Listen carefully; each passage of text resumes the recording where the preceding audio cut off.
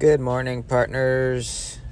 I'm stoked for this one because this is a knife we have already done a cut test video on. This is my Hinderer XM18 3.5 inch, and it used to be Hinderer's Spanto blade grind, but now it is a beautiful hollow grind done by BGM Knives on Instagram. I sent this off to get a regrind done recently. Check this beautiful grind out. Absolutely beautiful. So it used to be a Spanto, and he ground it just into a very nice thin hollow grind throughout, and I am so happy with it. I think he actually pushed the plunge grind back a little bit too. It just looks so nice overall. He did an amazing job. The lines are so crisp and clean, and before the grind, or before the regrind, the measurement behind the edge was something crazy like 28 thousandths, and now it is 12 thousandths. That's right, 12. So I'm really excited to see how this thing performs. I just watched the initial cut test video I did with this before the grind, so I could kind of see the differences, and you can do that too if you want. It cut much better, so let's do it. You just saw how the edge is. He put an edge on it, obviously, after putting the hollow grind on, and it came pretty sharp. I just gave it a nice little strop. I think it actually could be even sharper, but it's sharp enough to test right now. Brazing through this cardboard, going with the grain. This was an overly robust blade before. I know it's a Spanto, and they're actually advertised as being able to pry with. That's what it says on the Hinderer site. They're that thick that you can pry with them. So good for prying, but knives aren't really for prying, at least in my eyes. So I wanted it to be much thinner and slicier. So it handled that cardboard really easily. Now this is, if you count all the modifications I've done to it, the most expensive knife in my collection. But I still want to carry and use it because it's just that badass, you know? It's just a tank, and, you know, if I were to carry a folding knife into battle, it would be this one. So you can see utility cuts, not the best with this knife. You kind of have to raise your wrist up pretty high to get to the tip to get some good cuts. And you can see even as far up as I'm lifting, it kind of didn't cut the first part of the slice. You can see it kind of didn't cut that part for some reason. So yeah, not the best utility cutter for sure. This is going to be a slicer. That'll be its primary area of expertise. Doing a little bit of a radius cut on the cardboard, seeing how it handles. You can see it kind of leaves behind a little bit. Bunches up a little bit. So like I said, not the best utility cutter, but I didn't expect it to be.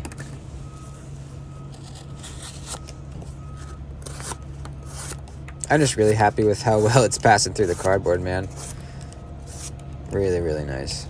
I mean, it cut cardboard before, don't get me wrong, but it just passes through so much easier now. We still got a pretty good edge after the cardboard.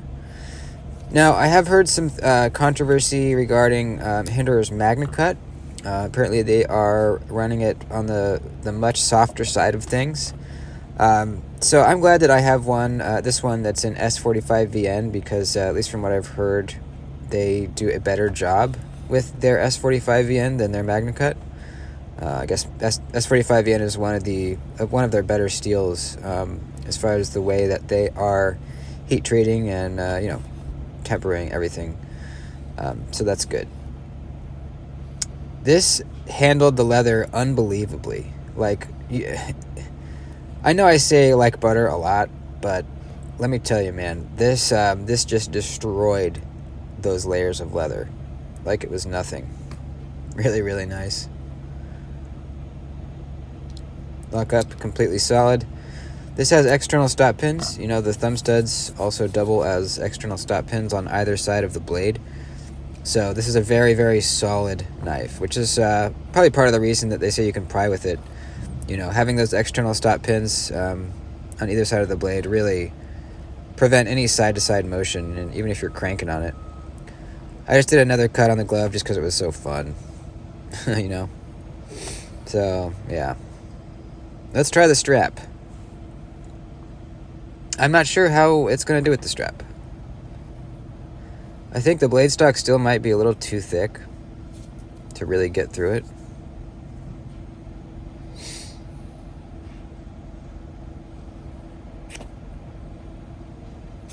Not quite, almost. Also, I forgot to mention, when cutting the cardboard, it's better if you choke up into the really nice, comfortable forward finger choil. That way the cardboard kind of rubs against your finger instead of getting trapped in that big choil there. And it's a really comfortable choke up spot. Super duper comfortable. Alright, let's go on to the rope. I believe it's going to destroy the rope here.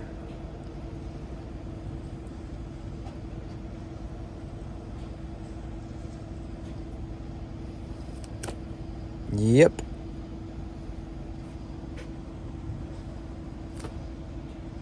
Yep.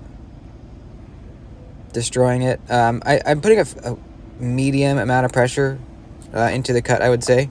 Compared to like the Delica, how easily that was going through the rope, I'm definitely putting more pressure into these cuts than with the Delica. But still, it's going through really easy. So I'm happy about that.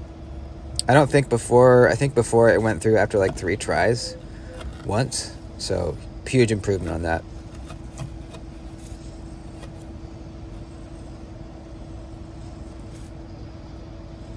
Yeah, it's good. I highly recommend BGM.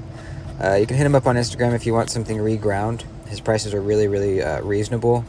I'm definitely going to be sending him another knife. You can see our edge is still really good. Surprisingly good.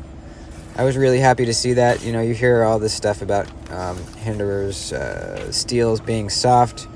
And while I'm sure that is the case with some of his steels, this S45VN seems to be pretty darn good. So I'm really happy with that.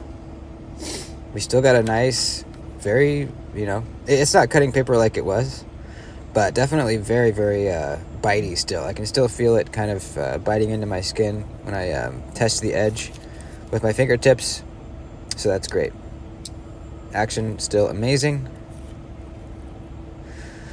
Ergonomically, I think it sounds kind of weird, but I think pushing through a big cut where you're kind of gripping the knife super hard, it almost felt like the choke up spot was a little bit more comfortable because you're off the clip. You're totally off the clip in the choke up spot.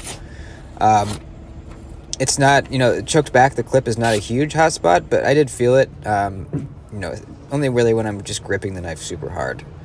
So I think choked up is even better for really pushing through thick material. Let's see how this S45VN responds to a little bit of stropping.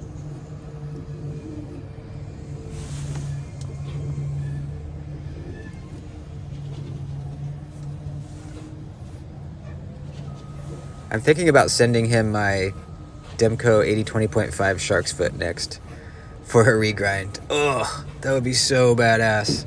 That's another knife that is good for utility cuts, particularly, well, obviously the Shark's Foot version. But it is pretty thick behind the edge, and I think it would really benefit from a nice hollow grind. Oh boy, that's going to be tempting. I'm probably going to do that.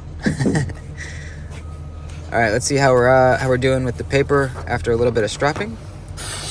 Very nice. Responded very, very well. My very first PM2 ever is in S45VN, so I'm pretty familiar with the blade steel, having owned that knife for quite a while. And this stropped back just as well as my PM2, and the edge seemed to last pretty close to as well as my PM2 does. So I'm happy with it. I don't have any complaints with this blade steel. At least from the little bit of testing I've done just now.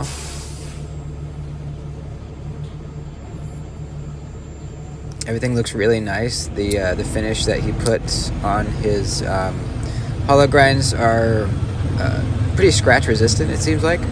They're not like super high polish or anything, so I didn't notice any scratches put on there after my testing.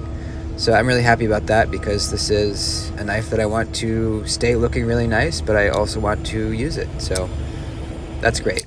It kind of goes along with the working finish, you know, kind of the stone washing on all the rest of the knife. You know, the working finish, stone washed titanium lock side, and then the textured titanium show side. The whole thing should hide scratches pretty well. So that's it. Hope you guys enjoyed.